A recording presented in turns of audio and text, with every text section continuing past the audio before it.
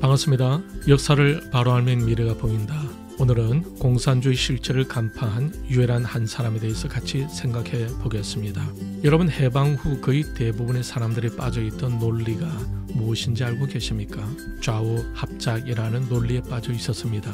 그들은 소련 공산주의와 함께 손을 잡고 나라를 건국하고 싶어 했었습니다. 어느 누구도 공산주의 위험한 실체를 꿰뚫어 보지 못하고 있었던 거죠. 세계 그 어떤 사람도 공산주의를 잘 모르고 있었습니다. 미국 역시 공산주의 실체를 알지 못하면서 좌우 합작을 주장하고 있었던 것입니다. 아무도 공산주의 실체를 모르는 사이에 공산주의는 아시아와 유럽으로 뻗어나가고 있었습니다. 그때 유일하게 공산주의 실체를 알고 공산주의와 싸운 유일한 한 사람이 있었습니다. 그가 누구였을까요? 그는 바로 이승만 박사입니다. 아무도 공산주의를 알지 못하고 있을 때 세계에서 유일하게 이승만만은 공산주의 실체를 알고 있었습니다. 이승만 박사의 반공주의 사상은 그가 대통령이 되기 훨씬 이전부터 시작되었습니다. 그의 반공 노선은 해방 후 냉전 상황에서 갑자기 형성된 것이 아니라 청년 시절 조선에 대해 이권 침탈을 하려는 러시아의 야욕을 직시하면서 생긴 것입니다. 특히 한성 감옥 시절 러시아 황제들에게 침략 방법을 알려준 표터르 대제의 유훈이라는 책자를 읽으면서 더욱더 그의 반러 생각은 강해졌습니다. 이승만의 이러한 반러 의식은 그가 미국에서 유학, 망명 생활을 하는 동안도 변하지 않고 유지되다가 1917년 볼셰비키 혁명을 통해 로마노프 왕조가 붕괴되고 공산정부가 들어서자 그의 반공 사상은 더욱 확실히 굳어져 갔던 것입니다. 그 무렵부터 이승만은 공산주의에 대한 정의를 이렇게 내립니다. 공산주의란 원래 자유롭게 되기를 원하는 인간의 본성을 거역해 가며 국민을 지배하려는 사상체계이다. 이승만은 공산주의를 이렇게 단정짓고 이 이념을 따르는 정치는 반드시 실패할 것이라고 장담하게 되었던 것입니다. 당시 소련과 공산주의 인기는 세계적으로 절정을 이루고 있었습니다. 1970년대에는 전 세계 3분의 1이 공산당의 지배에 살고 있었을 정도였습니다. 소련군은 제2차 세계대전 중 나치 독일군을 상대로 영웅적으로 싸웠습니다. 소련은 2천만 명이 죽는 엄청난 희생을 치러가면서 미치광이 히틀러를 꺾은 전성국이 되었습니다. 미국의 국무부, 재무부 등의 요직에는 공산주의 선전과 영웅적인 투쟁에 매료되어 자발적으로 소련의 첩자가 된 고위 관료들이 많을 정도였습니다. 이러한 상황에서 이승만은 공산당을 극렬하게 쫓는 자들을 반역자요 파괴자라고 정확히 규정했습니다. 그리고 소련을 조국으로 생각하는 반역, 파괴, 공산 세력은 국가 건설의 길을 함께 갈 수 없다고 선언하였습니다. 그 당시 전 세계의 공산주의자들은 개인의 조국은 없고 소련을 프롤레타리아 조국이라고 부르고 있었습니다. 한반도의 김일성, 박헌영 역시 스탈린의 지령에 절대 복종하고 있었습니다. 이승만은 그것을 그냥 보고 있을 리 없었겠죠. 바로 직격탄을 날렸습니다. 이때 이승만은 남한과 북한의 공산주의자들은 스탈린의 졸개이며 매국노라는 점을 직설적으로 폭로하였습니다. 한국 사람 형체를 띠고 와서 우리의 것을 소련에 갖다 바치려는 민족 반역자로 묘사했습니다. 모습은 한국인이지만 실상은 소련을 위하여 복무하는 간첩들이라고 지적했습니다. 또 이승만은 이렇게 주장합니다. 공산당은 절대로 협동할 수 없는 원수이며 파괴자다라고 말입니다. 그리고 이승만은 이런 위대한 연설을 합니다. 이 큰 문제를 우리 손으로 해결치 못하면 종신은 다른 해방국들과 같이 나라가 두 조각으로 나누어져서 동족 상정의 화를 면치 못하고 따라서 우리가 결국은 다시 남의 노예 노릇을 면하기 어려울 것이다. 그러니 우리는 경향각처에 모든 애국 애족하는 동포의 합심 합력으로 민주 정체하에서 국가를 건설하여 만년 무궁한 자유복락의 기초를 세우기로 결심하자. 김재동 목사님은 이승만의 반공 사상을 엿볼 수 있게 하는 이승만의 글 공산당의 당부당이라는 글을 그의 책에서 이렇게 소개하고 있습니다. 모든 부자의 돈을 합하여다가 나누어 가지고 살게 하면 부자의 양반 노릇하는 폐단은 막을 수 있겠지만 그렇게 되면 재정가, 기업가들의 경쟁이 없어지게 될 것이고 상업과 공업의 발달이 되기 어렵게 될 것이니 사람의 정의는 맡기고 모든 기기묘묘한 기계와 연장들이 다 스스로 폐기되어 지금의 이용후생하는 모든 물건들이 더 진보되지 못하며 물질적 계명이 멈추게 될 것이라. 공산주의에 대한 이승만의 생각에 대해서 김재동 목사는 계속 말을 이어갑니다. 이론상으로 공산주의는 그럴듯하다. 만일 이 사상을 전달하는 사람들이 이 사상을 전하는 대로만 실천한다면 나도 그들을 존경할 것이다. 그러나 공산주의를 선전하는 자들은 아름다운 이상으로서 양의 가죽을 만들어 쓰고 세계 정복을 꿈꾸는 소련의 앞잡이로서 공산주의를 선전하는 것이다. 그들은 세계 사람들에게 각각 그들의 정부를 파괴시키고 나라를 소련의 독재 하에 넣도록 훈련시키고 있다.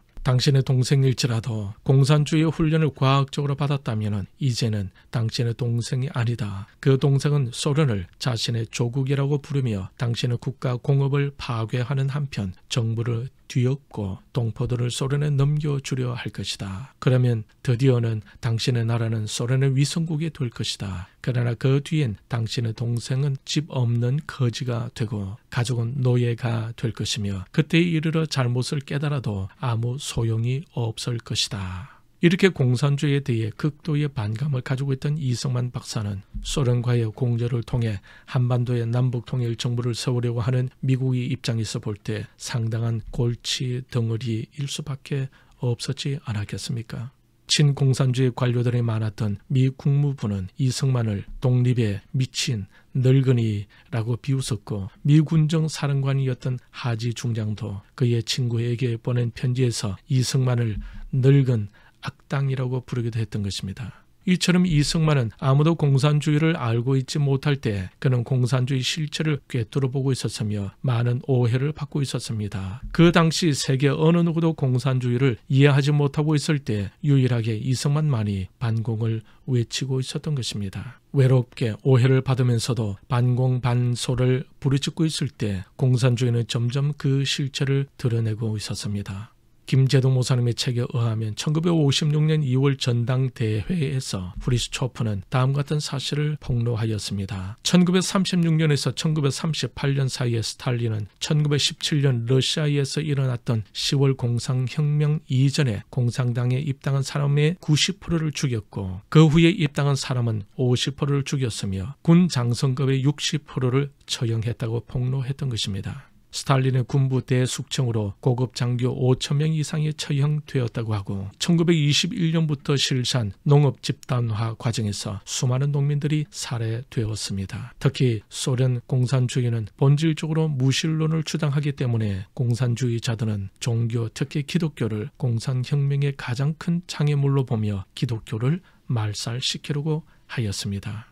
공산주의 창시자 마르크스는 종교는 인민을 노예로 만드는 아편이라고 말했고 레닌은 교회는 노동자, 농민, 무산 대중의 원수이기 때문에 교회부터 파괴해야 한다. 무엇보다 대형 교회부터 파괴해야 한다라고 주장하였습니다. 소련의 공산당 서기장이었던 후르시초프는 서기장이 된 다음 3년 안에 크리스찬들을 다 없앤 후 마지막 한 사람 남은 것을 전국 TV에 보여준 후 처치하여 크리스찬들의 씨를 말려버리겠다라고 말했다고 합니다. 실제로 소련 공산주의자들은 모든 교회를 다 파괴시켰습니다. 사진에 보이는 것은 1931년에 스탈린의 명령으로 교회가 파괴되는 장면입니다. 그리고 기독교인들을 시베리아로 끌고 갔고 그보다도 더 무서운 동북쪽 마가단으로 보내어서 죽게 했습니다. 그들은 겨울에는 얼어붙은 모스크바 강가에 구멍을 파고 기독교인들을 발가벗겨서 산채로 마구 밟아 집어넣었고 여름에는